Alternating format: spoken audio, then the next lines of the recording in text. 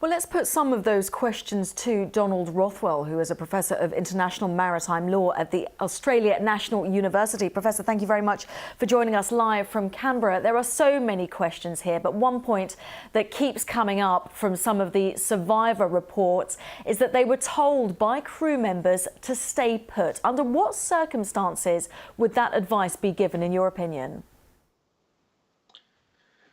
Look, I think your report has just indicated that there may have been an expectation that the vessel would be able to right itself, and as a result there was no need to abandon ship.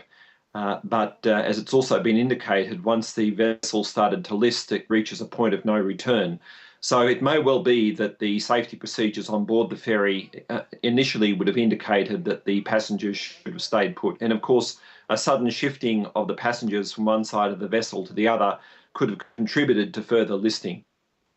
Well, the timings, one of the things that is really apparent here is that it capsized. It went down very quickly within just 2 hours. And there was this suggestion that after an hour and a half, it had stabilised. So realistically, these people only had 30 minutes to get off. Why was the evacuation process not better organised?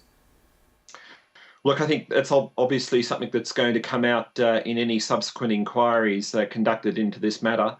There'll also be a need to look at the way in which the Korean search and rescue authorities responded to the incident and what communications they were having with the master of the ferry during this period of critical evacuation of passengers.